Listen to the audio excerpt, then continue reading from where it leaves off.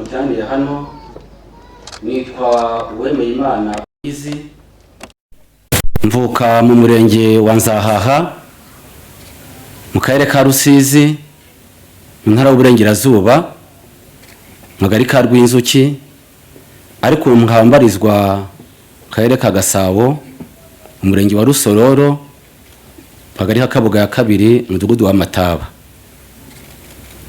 Ngiye gutanga mu byiciro bitatu. Icyiciro cya mbere ni imbere ya jenoside yakorewe abatutsi, icyiciro cya kabiri muri jenoside yakorewe abatutsi icyo gihe nyine, icya gatatu ni nyuma ya jenoside yakorewe abatutsi. Nkuko rero nababwiye, mvuka mu murenge wa Nzahaha, navutse mu muryango iwacu ari abahinzi, njya mu ishuri bisanzwe, ntabwo baba bakine cyane, banihira ishuri. Yize mu mwaka wa gatandatu muri za 1977,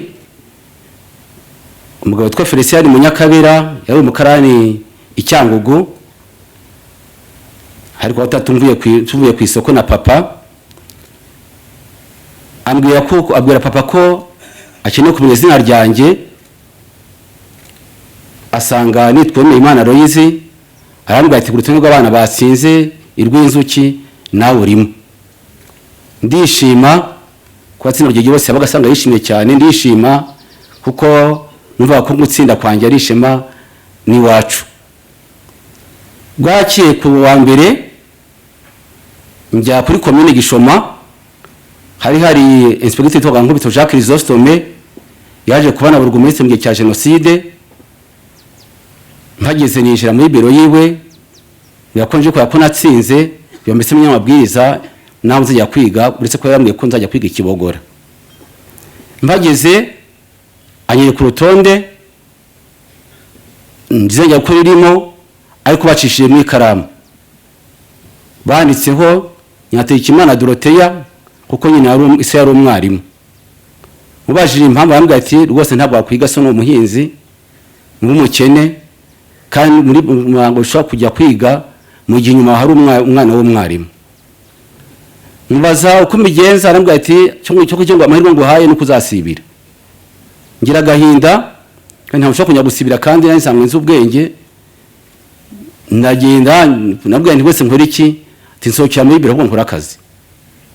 Ndasohoka ngenda ndira, kuva iwacu ya kuri komine hari ubugeni nk'isaha 1:30, nakoresha nk'amasahane kubera gahinda nari mfite. Ngeze mu rugo iwacu mbira papa kuko byanze ko bankuye ku rutonde rw'abantu bazujya kwiga ku ishuri Kibogora. Arambwira ati nta noti y'igihumbi wane inoti ya 50, nako inoti ya 500. Ti kandi nta hene uri ntamugo nyine umwana w'umukene ihangane. Numva kwiga niteye icyizere, kwiga numva ndabyanze, mbese ubuzima bwose numva ko bugarukiye aho ngaho, ko numva nshaka kujya kwiga kabandi bose, kandi nsanzwe ubwenge. Aho gahunda rero nakuranye n'akarengane, numva niteye kibise ubuzima bwanjye bwose busa n'uburangiriye aho ngaho. Nyuma y'umwaka umwe niyemeje kuvuga nti ibyo byose sinshobora kureka ngo rekire aho ngaho. Yahani waje kutuza kundeba ngo njye kwiga muri Kongo, bandi ntabwo njya kwiga muri Kongo, kandi na byo kurwana byaranze. Niyemeza rero kujya mu muryango, nabandi icyo nshobora gukora ikindi ngiye kurwanya akarengane, njya mu muryango wa Croix Rouge utabara imbabare, kuko nani nubaga nandi mu mbabare nk'izo ndi mu mbabare. Njya mu muryango witwa Abasaveri bigisha urukundo iteka. Izo ntego zose mu muryango wa Croix Rouge n'Abasaveri byaranyubatse, bituma mu 1994 icya jenoside yakorewe abatutsi, nari umuyobozi wa centrale, nari umukatechiste, ndi na perezida wa Croix Rouge muri segiteri nyine Kiranga. Byaramfashe gutuma nshobora gukora iki gikorwa. Ku itariki ya 6 z'ukwezi kwa 4 nibwo indege yahanutse twiwacu, ntacyo twa dufite Icyangugu, abantu twarakundanaga, aho ngiye mu byumba kwa nyifite mwagahera nyine kari kindimo. Imaze guhanuka rero ku itariki ya 9 nibwo abatutsi ba mbere baje ko 5 za nijoro, haza uwitwa Mwemera Theoneste, uwitwa Zagirwami Ferdinand n'umwana wa Leandre, n'uwitwa Irerene ubu n'umupolisi. Bambwira kuko bamaze ifite bari mu gihuru kubera gutotsi bagine kuko bari mu isaba rya PL. Tumbakira mu nzu ku itariki 13 ngingi umunsi wa none nibwo iwacu muri komine Gishoma hafi umuntu wa mbere witwa Ruseta cyangwa se Mihigo William, yari umuprofeseri Imururu. Bamwiciye mu Gishoma mu masaha yine nari mpari. Witwa Nkubito Kizosome niwe yari yabaye burugumestre atekera inspecteur, aza mu Gishoma avuga ngo numucuruze ibaye ntabwo bikomeye nimucururize. Ahubwo nategeka abantu bamwe muri izo ntera hamwe bagenda bane ku maduka ari mu Gishoma Hutu Tutsi, maduka metse abantu y'abatutsi kanikaho Tutsi, haba tubakanikaho Hutu. Ashoje kuna rwose nacyo bimubwiye, nge navuye ngaho njya kuri paruwasi numuze kuba ko bavuze kuko ngo bashakaga abantu bari babitsi wanje, witwa Mwemera, witwa Rene, witwa Reyande ko bababuze. Nizo kuri paruwasi nabwiye padiri mukuru wa paruwasi yanyu mubwira kuko ari ikibazo gikomeye ko mfite abantu mu Rwanda ati rero habwo hari n'abahungira ku masantrali, nabwiye abayobozi b'amasantrali bose byambe se abantu bahungire hamwe muko bishoka byose mubakire mu miryango kuko bose nibahungira hamwe kunyunda abantu bapfuye bahungiye mu za santrali muri za matorero mu paruwasi bose bapfuye. Ngize rero ku munsi natashye ngize kuri santrali nayoboraga nsanga hahungiye abatutsi 72. Bagura kuko adamwa kuba kuri santrali aho ngaho habo ko narize muri kuwaruje ko hari hamwe riva kuko umuntu usumbirijwe mugana kumpaho ukamujya ukamutabariza. Nese bagura ntimuze tugende ngiye bitubana nk'umuntu apeza ko waje mutsi gitera ikiranga wo kubajyana ku mupaka bakabambutsa. Nabashoreye baba abantu benshi cyane 72 mbya n'abantu bari baraho kuri santrali ko ufite ikibazo wese azaga baza Royizi kugira ngo mushe kumutabara. Iryo jambo ryarankurikiranye ndetse yarazi no kunyica kuko navuze iryo jambo numva ko mvuze neza. Twizeye rero ku Rusizi hamwe nabo ngabo bari bangine 74 baka76 byabaye intambara ikomeye base ngo nshore kubaro kubambutsa. Hari intera hamwe zimwe zemera kuko abantu bakwambuka ariko bahawe amafaranga, zimwe zikemera ko abantu basubizwa kwa Nkubito wari burugumeseri kugira ngo bacire urubanza, abandi bashaka uko babica. Ndwara urugamba rukomeye cyane kubw'amahirwe ngira Imana mbona nari kuko nanzi ko abangaba bari iwanjye nari nabazaniye amafaranga abagore bari bampaye namwe nese mwampaye amafaranga akayahereza intera hamwe uko ari banampereza 4,000 mbintera hamwe abangaba n'abandi bari bashe bari banyanze nyamuga muri 72 bitanye amafaranga 800 2,800 tuyisize intera hamwe abantu turabambutse baragenda. Ubwo nese bagura nti ni mwibare muri bangaye ubwo bari bazine basanga abantu 76 kubabwa ngo bibare nuko yanze atangira raporo muri Croix Rouge y'abantu n'abantu narokoye.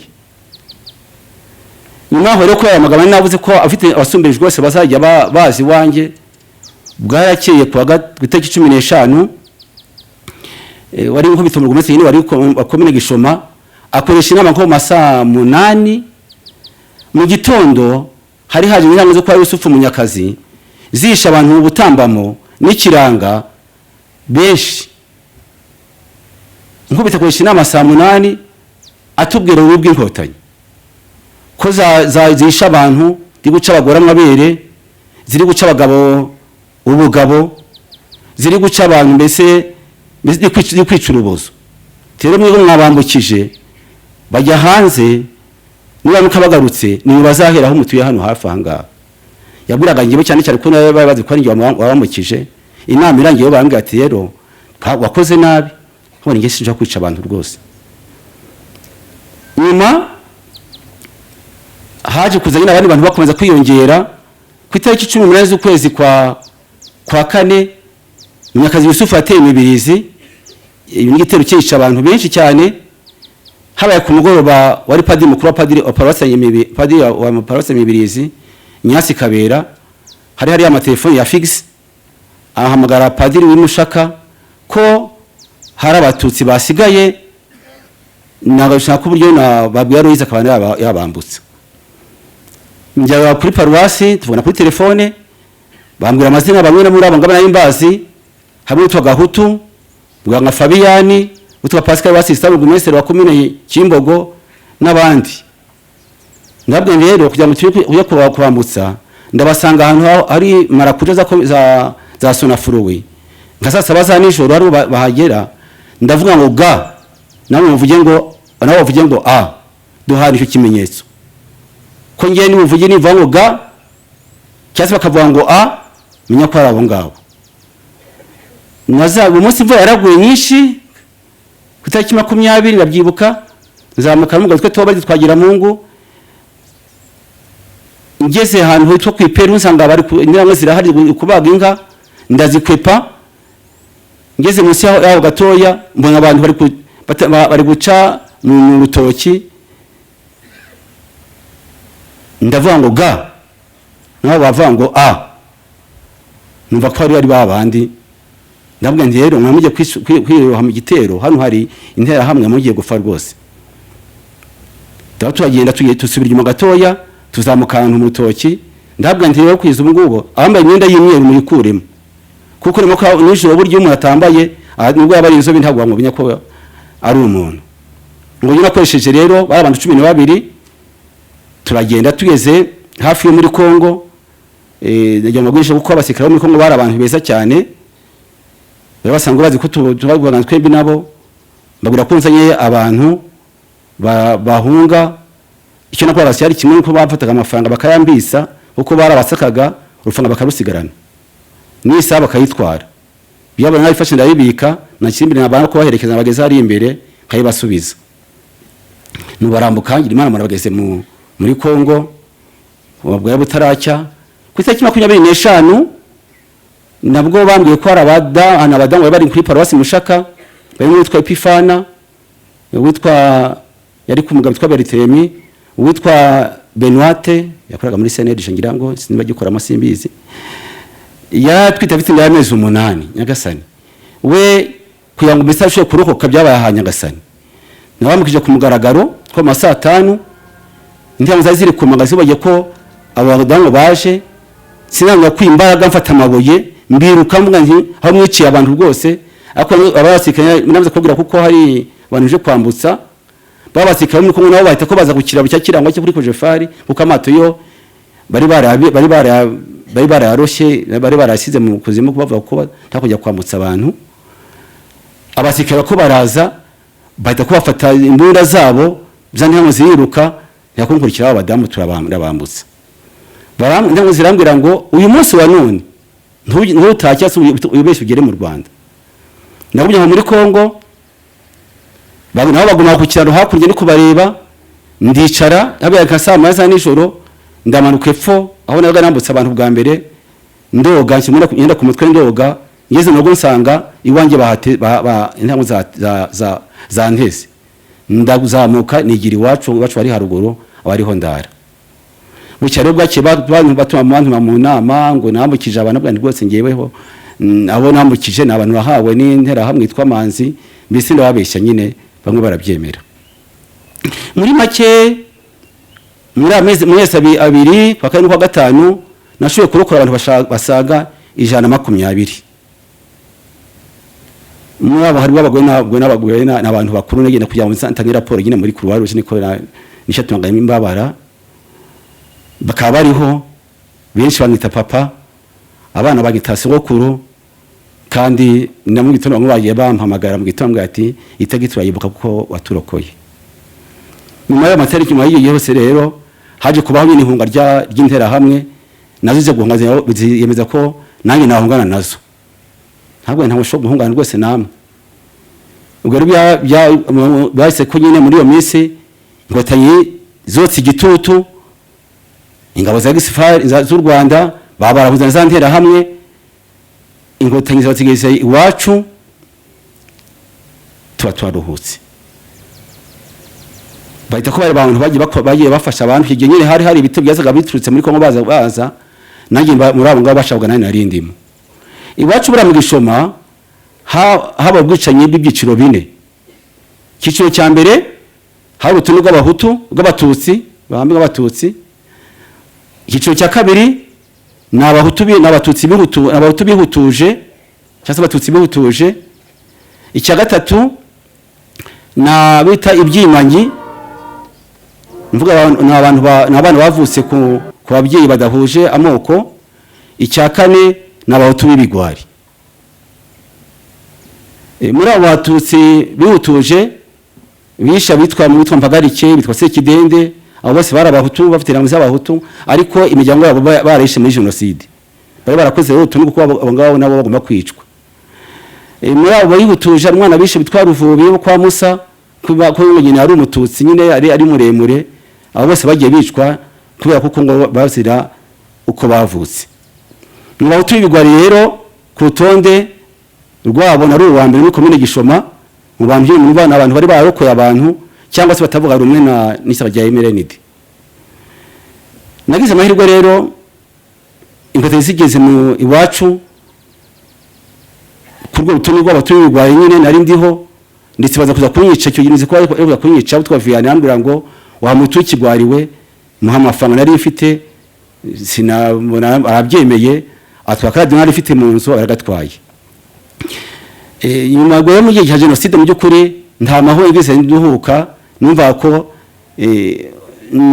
nta muntu ntagira nabi kandi ko byari mu ntego n'umugambi wanjye nyuma ya jenoside rero maze inkotanyi zimaze kugera mu gihugu ntaje kuba n'undi rugamba rundi mu mwaka wa 2000 ubwo leta y'u Rwanda yashyiragaho ko abantu bagiye kwemera icyaha bazabwabayirizwa ibihano haje kugira inkiko gacaca haje kuza rero iwacu itsinda gitwa Ceceka byarigizwe n'abagore bafite abagabo b'intera hamwe cyangwa se abahunze abo ngabo bafatanyaga bigaruriye abagore bashize ku icumu barokotse jenoside yakorewe abatutsi cyangwa se abana bakabeshya babwira ababiciye kugira ngo barengere abagabo babo ngiye nk'umuntu wagiye rero ubana n'izo ntera hamwe zimbwira ziyigamba zivuga abantu zishe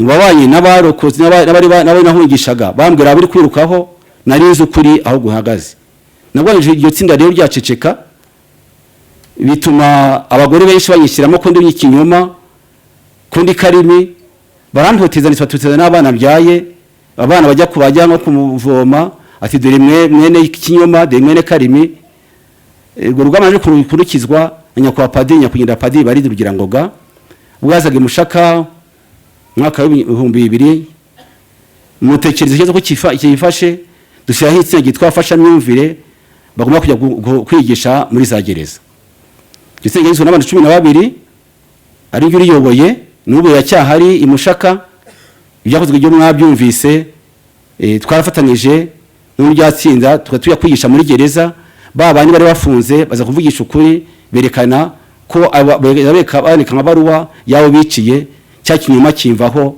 mbamba umwere gutyo twakomeje rero gukorana na Padiri Baridi bituma muri 2015 ngirwa mu nzu y'ijyanwa ku rwego rw'igihugu ndashimira rero leta y'Abanyarwanda yakuye cyane yobonanya kwa Perezida wa Repubulika Paul Kagame yindokoye kuko tegitsinda twarafuye twese icyo gico byese umwana wabwiye baba barapfuye barashize ndashimira kandi leta yacu yakubaho kumwiranga muntu kuko bwatumye ntiga ko ubundi we ngashima cyane iyi leta yacu yashyizeho uburezi kuri bose abana bariga cyane abakiri batoya batarebye ko isari umukene ko isari umukire ubu nakwitangira urugero mfite abana 6 kandi bose batatu barangije kaminuza, ndetse umwe yiga mu Bufaransa kwiga dogutora. Abandi umwe yiga Ingoma muri kaminuza, undi yiga mu Ruhengeri muri kaminuza, uwa Bucura yiga muri segonderi. Ndibyiteye kuko ndi mwene ari bene Royizi utishoboye. Icyo nagishima rero leta yacu y'u Rwanda, ngashima cyane cyane uburyo ubumwe n'ubwiyunge bwagarutse, cyane cyane kandi ngashima cyane cyane abarokotse jenoside yakorewe Abatutsi, imbabazi batanga bakazeza bazisabye n'utazisabye. Twiyubake, twibuke tuniyubaka. Murakoze.